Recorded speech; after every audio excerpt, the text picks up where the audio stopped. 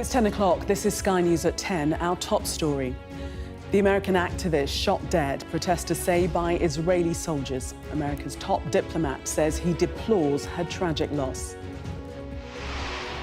The Israeli Defense Forces, today withdrawing after a major operation, say they are investigating.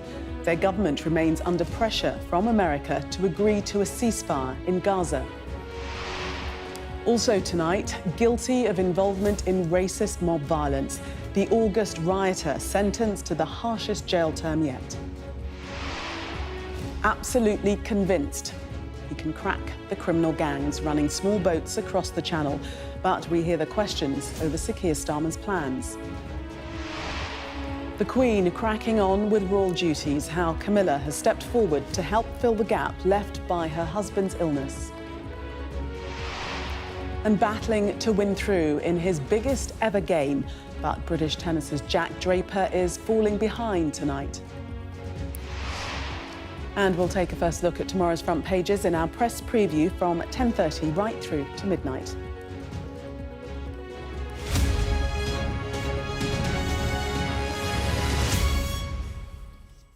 Good evening.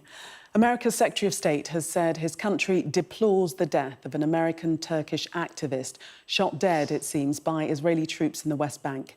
Anthony Blinken said he was intensely focused on finding out what had happened to Aishinur Aidi. She'd been protesting against Israeli settlements there, and two other protesters have said she was shot by Israeli soldiers. The shooting comes as Israeli forces withdrew from the Palestinian city of Jenin after a 9-day operation. From Jerusalem, our Middle East correspondent, Alistair Bunkle, reports. Aishinur Aidi was an activist with the International Solidarity Movement. She was in the village of Beita with others to protect Palestinian farmers from Israeli settlers on Friday. The shooting happened in the early afternoon after prayers. When we arrived there, outside the garden, there was already Israeli army. When we left the garden, after prayer, there was Israeli soldier position on the road. We've been told by witnesses that the IDF first fired tear gas and then there were live shots as the activists were retreating into an olive grove. The army was about 200 metres away from us up the road, but they had placed snipers on the roof of the adjacent building to where we'd come from. I heard a fellow volunteer shouting for help and turned to see Aisha lying on the ground. Aishinur was shot in the head. Her colleagues tried to help her. She was put into an ambulance, but couldn't be saved. The 26-year-old was pronounced dead at hospital. The condition was critical. We tried to save the American citizen. We tried to revive her heartbeat several times, but unfortunately, we did not succeed in getting her heart to function again. The Israeli military said its soldiers opened fire towards people throwing rocks and that the incident is under review. The United States has asked Israeli authorities to investigate immediately. My deepest condolences, the deepest condolences of the United States government to the family of Aishinur Aidi. We deplore this tragic loss. Now, the most important thing to do is to gather the facts, and that's exactly what we're in the process of doing. Today, the IDF pulled out of Jenin after a 10-day raid of the northern West Bank town.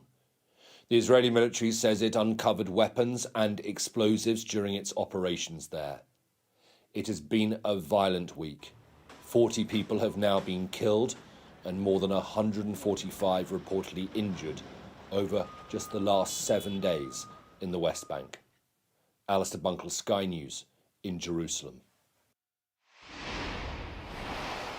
Well, our US correspondent James Matthews is in Washington, D.C. for us tonight. And James, the death of Aishinur Aidi comes as America is putting serious pressure on Benjamin Netanyahu to agree to a ceasefire in Gaza. Does this change that dynamic now? It certainly feeds into the dynamic, Gillian, and it does nothing to foster a degree of trust and confidence in Israeli operations. The Americans are concerned, have been over time, that has been in too short supply. That phrase, deeply disturbed, the Americans, that stands out from a statement issued by the White House National Security Council. They say they are deeply disturbed by the tragic death, they call it. Our hearts go out to the family and loved ones of the woman who died. And they say they are reaching out to the Israelis. They want an investigation into the incident. Details will clearly be important, assuming a credible investigation can take place and credible findings arise from it. It is a human tragedy with considerable political fallout. The lady who died, the woman who died, was a Turkish-American citizen. To that extent, President Erdogan of Turkey has weighed in. He's calling it Israel's barbaric intervention against civilian protest. You heard the words of the US Secretary of State, Antony Blinken. President Biden has spoken within the past couple of hours, not saying terribly much, but let's have a listen to him as he landed in Michigan.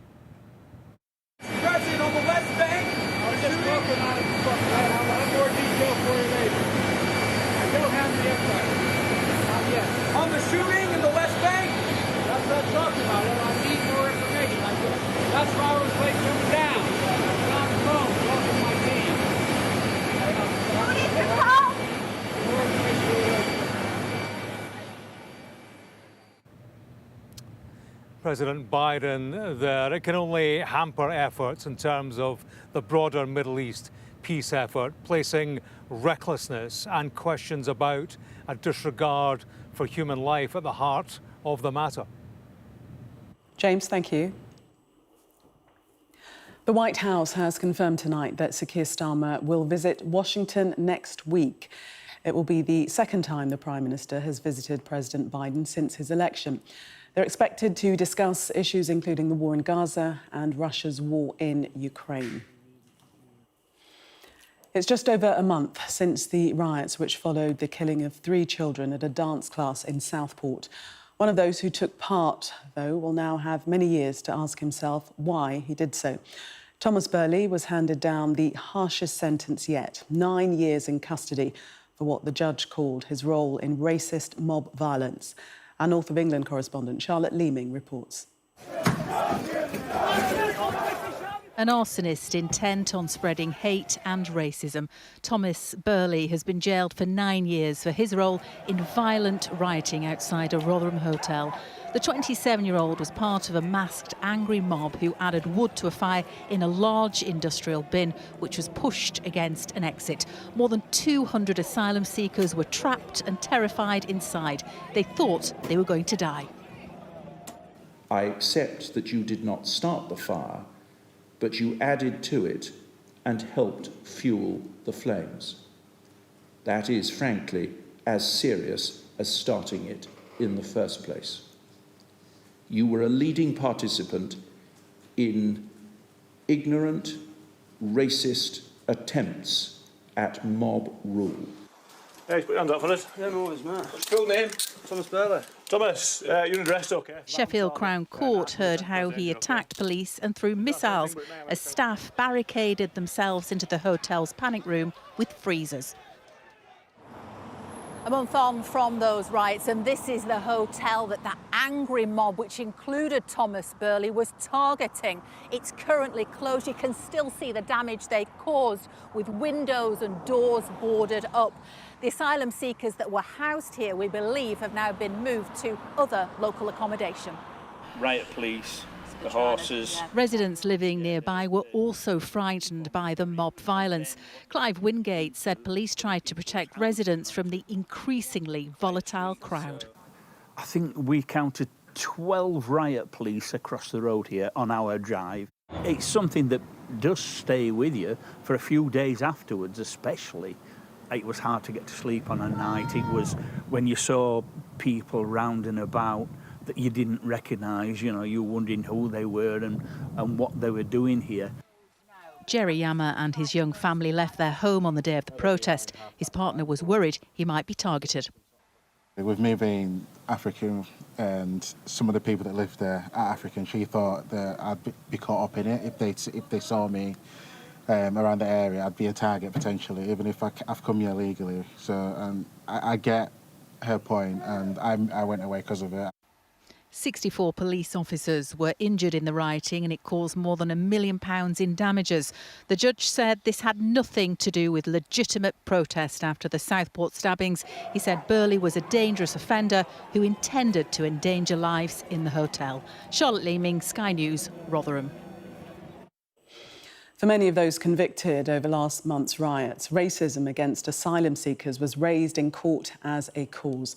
Sir Keir Starmer said today he was absolutely convinced his government could cut the number of people crossing the Channel in small boats by disrupting criminal gangs rather than by attempting to send them to Rwanda, as the Conservatives had pledged. The Prime Minister joined his Home Secretary and top police and security officials to discuss the crossings, as our political correspondent Liz Bates reports. These are the people at the centre of the defining issue of British politics. Just this week, over 1,300 migrants crossed the Channel, entering the country illegally, risking their lives and presenting a big challenge for the Prime Minister. Hello. It was stop the boats. Now it's smash the gangs. A new government with a new strategy. What to discuss? To get the security services, Border Force, the National Crime Agency and others to sit down together in what they're calling a landmark summit. The numbers in July and August have been lower than in previous years, but we've also seen lives being lost, and we still see these criminal gangs operating along the North French coast. Those gangs should not be able to get away with it, and that's why we're determined to go after them. This comes in a week when 12 people died as they attempted the dangerous journey across the Channel, the latest victims of a global network of organised criminal gangs that the Conservatives are saying are running rings around a government with no plan. You have to break the business model of the people smuggling gangs, and you do that by ensuring that if you come here illegally, you're detained and you're removed. Without that, it's open season, and that is what's happening now. Keir Starmer and Yvette Cooper have surrendered to the people smuggling gangs. This is the Home Secretary leaving today's meeting, and if this showed us anything today, it's that this government is taking a very different approach on this issue. No big headline-grabbing announcements, no simple solutions, just a commitment to bringing organisations together and making some progress. But how is that going to go down with the public, many of whom expect immediate action and results? And more importantly, will it work? A former head of UK Border Force believes that ditching the plan to remove migrants to Rwanda may prove to be a mistake. They'd said in their manifesto they were going to ditch the Rwanda plan. I think you could certainly say, well, we're not particularly impressed with that idea, and we need to be persuaded. But I think to ditch it out of hand that early in the process might end up being a bit of an own goal for them. It's in our briefing, I think, yeah. So can this Prime Minister succeed where his predecessors failed? His Chief of Staff, Sue Gray, leading the way as today's meeting came to an end. But they both know there's a long and difficult journey ahead. Liz Bates, Sky News, Westminster. The challenge facing Sir Keir Starmer is certainly a big one. 21,977 people have crossed the Channel in small boats so far this year. That's slightly more than the 21,372 who'd crossed last year in the same period. The boats have been getting much more crowded, with the average number of people rising from 13 4 years ago to 52 this year. And people from Afghanistan, Iran, Vietnam, Turkey and Syria are the most likely to be crossing, with Afghans making up nearly a fifth of those in the boats. Our communities correspondent Becky Johnson spoke to two men about why they came. Hassan and Mohammed are both from Kurdistan and both came to the UK by small boat. Hassan arrived 4 years ago, Mohammed last year. They each paid smugglers around €2,000 to get them into Britain and are now living in Manchester. We've agreed to protect their identities. You have to deal with them, so like our office in Kurdistan, you put the money there, you save it, and they have contact with the other guys. How many gangs are there and how do you find out about them? There's plenty. They all have a contact with each other. Everybody knows where they live, especially the Iraqi people, the Kurd. Those people, the one that come to France, they know where they live and they know where they are. So it's word of mouth? It's easy to find them. Why is getting into the UK such big business? All I know, I'll be honest, because, life in here is much more easy than the other country, and you can find a beautiful life in here and work, making money easy. I think that's the reason. You think it's easier to get asylum here? Yeah, and even the government helping the refugees here much more better than the other countries. Enabled by the gangs, people continue to risk their lives to make the dangerous journey. And smugglers aren't just using boats. A man was jailed today for cramming 7 migrants into this tiny compartment of his van. Anas Al-Mustafa, a father of 2 from Swansea, was handed a 10-year sentence for driving them over from France. But these men doubt law enforcement will ever be able to take out every gang. If the government had a good plan in place, they could probably dampen the process. But with such a large border, and the border's an ocean, even if one path gets blocked off, the smugglers will be able to find another route and another way to get in. Politicians know the public want answers and solutions, but at the heart of this are people who remain determined to get here however they can. Becky Johnson, Sky News. The family of a Royal Navy serviceman who died in a training exercise in the English Channel have paid tribute to him tonight. Lieutenant Rodri Laichon was killed when the Merlin helicopter he was flying in ditched into the sea during a training exercise on Wednesday. His family said Rod was so immeasurably loved by his parents, siblings, partner, friends and family, and he was devoted to them. Our lives will never be the same without him. We are all so very proud of the talented, passionate, strong and loyal man he was. We will always have him in our hearts, our wonderful boy. Next week will mark the 23rd anniversary of the 9/11 attacks. Whether the terrorists who perpetrated them could have been stopped was one of the main concerns of the 9/11 Commission, and it found that both the FBI and CIA had failed. One early suspect, though, was arrested in Britain, and a previously unseen video he filmed shows him walking around Washington and referring to planes, an airport and the plan. Our crime correspondent Martin Brunt reports. Within days of the 9/11 terror attacks, Scotland Yard arrested a suspect in Birmingham.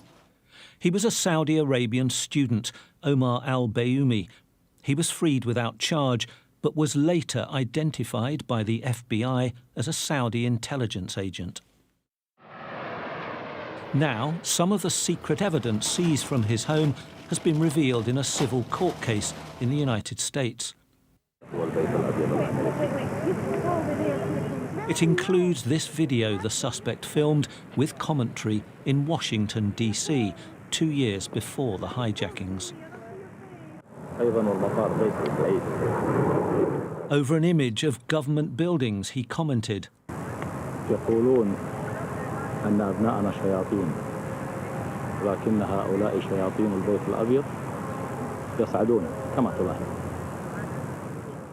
Later, on Capitol Hill, he made a reference to the plan.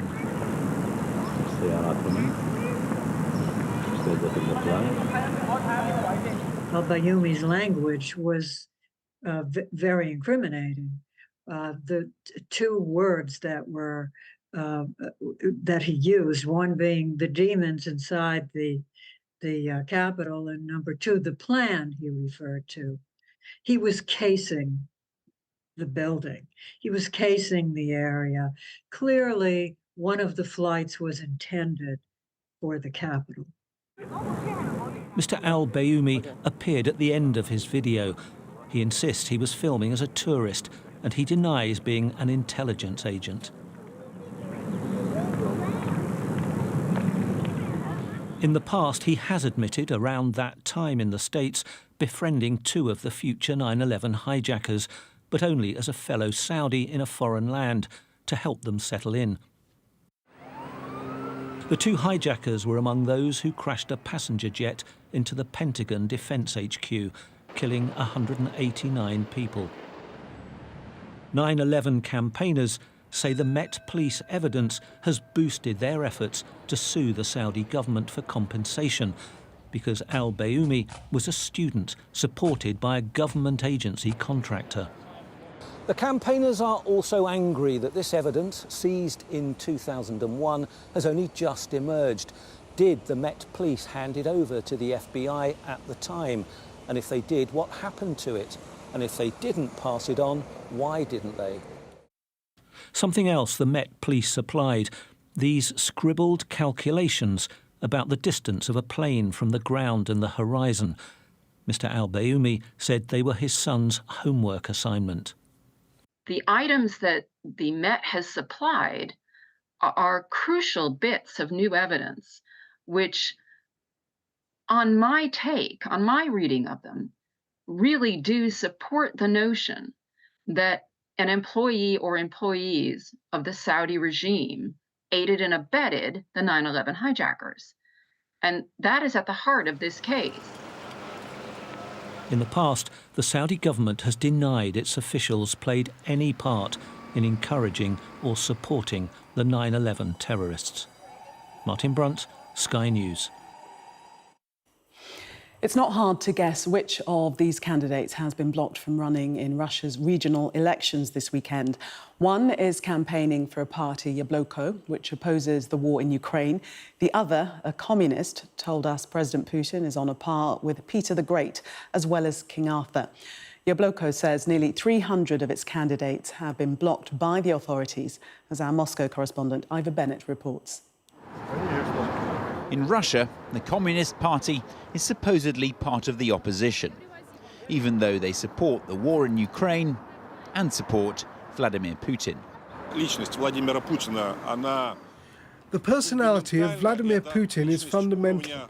A personality on par with Peter the Great, on a par with not even Napoleon. Putin is bigger. And then a comparison to British rulers. He's on the same level as King Arthur and the Round Table. With opposition like that, no need for the Kremlin to worry. Russia's regional elections are seen as a foregone conclusion. On paper, at least, voters do get a choice. There are different candidates from different parties, but in reality, very few offer a genuine alternative because the real opposition, it's practically non-existent now. Most are either in prison, in exile, or dead, while the few who remain, or most, haven't been allowed to run. Among them, Maria Chuprina, who tried to stand for Yabloko, Russia's only anti-war party. First, it was this, harassed while out campaigning. These women tried to report her to police. And then she was barred altogether. Authorities claimed some of the signatures of support she'd gathered were invalid because commas and full stops were in the wrong place. If someone wrote their address differently to how it's written in their passport, then their signature is considered invalid, even if it was written by a real person. For example, the passport says House 15, but they wrote H.15. Then it's invalid. This is solely a protective measure, so authorities can decide who is allowed on the ballot and who isn't. Yabloko's slogan calls for peace and freedom. The party also demands a ceasefire. Words like that can land you in prison here. So why take the risk? Because really, this elections campaign for the future, elections campaign for the future peace and freedom in Russia. And we would like to have best future for my country. No other way for us. But at the moment in Russia, there is only one way, and that's unlikely to change anytime soon. Ivor Bennett, Sky News, Moscow. A judge has delayed sentencing Donald Trump for his hush money conviction until after November's presidential election. The former US president and Republican nominee had previously been scheduled to be sentenced on the 18th of September, less than 2 months before the election. The judge in the case now says he plans to sentence Donald Trump on the 26th of November, unless the case is dismissed before then. The Green Party conference started today, and co-leader of the party, Adrian Ramsey, launched a wide-ranging attack on the government, saying it wasn't doing enough to defend public services or raise taxes. Labour have more choices than they are saying, and they've chosen really cruel options like cutting the winter fuel payment to pensioners, which is going to leave some of my constituents unable to heat their homes this winter. It needs to be willing to take the bold action to ask the very richest in society, the multimillionaires and billionaires, to pay modestly more. Dame Sarah Story has extended her Paralympics record with a 19th gold medal in the women's C45 road race in Paris. Story held off her nearest rival in a thrilling sprint finish to win the cycling road race. It's the 46-year-old's second gold of the Games. It will be 2 years on Monday since Queen Elizabeth passed away, and today it was confirmed a national memorial will be created in St James's Park to remember her. Since her death, the royal flame has been passed to King Charles and Queen Camilla, and it's the latter who is becoming increasingly the public face of the family as the King continues his treatment for cancer. Our royal correspondent, Laura Bundock, has more. We've had dance, we've seen unveilings, a bit of the military, and several speeches. Huge thank you to all of you who support Book Aid. All of this feels back to school and back to the new royal order. We are now used to seeing the Queen flying solo. Much of this year, she's carried on while the King continues his cancer treatment. And to that, it's no coincidence this visit started the Queen's Week, a new cancer centre in Bath, and a personal poignancy meeting patients and their families. Hello. Nice to meet you. How are you? I'm fine, thank you. By royal standards, this has been a busy week, with the Queen the most visible, supporting communities and championing causes. The King last out last weekend. Ladies and gentlemen, His Majesty the King will now open the flower and vegetable show. Making an appearance when he can, but his calendar now arranged around his cancer treatment, with no public engagements this week. And for Prince William too, with Kate still off, he carries on. Here, a curated collaboration framing the lives and stories of those who've been homeless. Fundamentally, the monarchy needs to be seen to be believed. And I think it's an interesting question as to just what is the public expectation of the monarchy, and does the monarchy, in terms of manpower, have the resources to meet those expectations? It has been a difficult year. This weekend sees the second anniversary of the late Queen's death. The King and Queen returning to Scotland to mark the moment privately. And here in St James's Park in central London, plans now for a permanent memorial to the country's longest-serving monarch. Laura Bundock, Sky News. Finally, it's the biggest night of British tennis star Jack Draper's career tonight, playing for a place in the US Open final. Our sports correspondent Rob Harris joins me now. And Rob, how is he doing? Well, it's tense, it's tight and it's tiring. Just the second set alone has been going on for an hour. Currently, Jack Draper is a set down to Yannick Sinner. In the second set, it's currently 5 games all with Draper on serve. But we've already seen sickness hitting Jack Draper, while Yannick Sinner has had an injury. But in the first set, it was going pretty impressively for Draper, not really showing his inexperience at this level. We can see just now how he was fighting back after being broken. He did break back absolutely immediately, exploiting the sloppiness of Yannick Sinner. Then we did see moments when everyone was, there were some stunning moments, and then Draper did go from 2 games from winning the set to losing the first set of the championships, this in his 6th match at the US Open. It has been an impressive first ever run to a semi-finals at a slam, but it went at the start of the second set to needing to save breakpoint immediately, and since then it has been going with serve. So currently at Flushing Meadows, we have Draper 1 set down, but 5 all in the second, and questions over just how much longer Draper can hold on, given he's really struggling with the humidity. Well, there's questions over the injury to Sinner's left wrist. OK, Rob, thank you very much for the moment. Of course, you can watch the remaining of that match on Sky Sports Tennis. It's not over until it's over. That was Sky News at 10. Coming up, we'll take a first look at tomorrow's newspapers in the press preview. Tonight, we're joined by the Conservative commentator, Tim Montgomery, and the Daily Mirror columnist, Susie Boniface. Amongst the stories, we'll be discussing this on the front of the Financial Times. Its headline, Reeves faces Whitehall cuts revolt. We'll be right back. Do stay with us.